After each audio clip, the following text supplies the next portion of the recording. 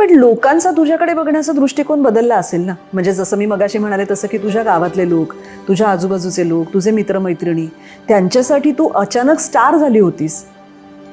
मग त्यांच्या वागण्यात बदल झाला होता? खरं तर नाही, पण माझ्या जवळचेच किंवा पप्पांचे जे मित्र होते त्या सगळ्यांना तो अभिमान होता.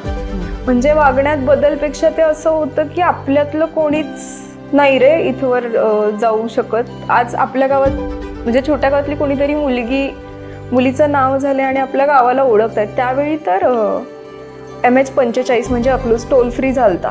विश्वास बसत नाहीये, पण रिंकू ही अकलूजची आहे आणि अकलूजच्या मातीशी तिची नाळ जोडली गेली आहे. म्हणून ती सदैव अकलूजचीच राहील, आमचीच राहील.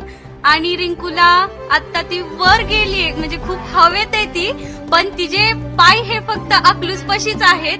आणि आम्हाला तिचा खूप अभिमान वाटतोय की रिंकू आज एक सेलिब्रिटी झाली आणि सैराट अशा नागराज दादांच्या पिक्चर मध्ये तिला काम करायला भेटलं. आम्ही खूप म्हणजे खूप प्राऊड फील करतो तिच्याबद्दल. सो ते इथपर्यंत झाल्या होत्या गोष्टी, त्यामुळे लोकांना छान वाटत होतं.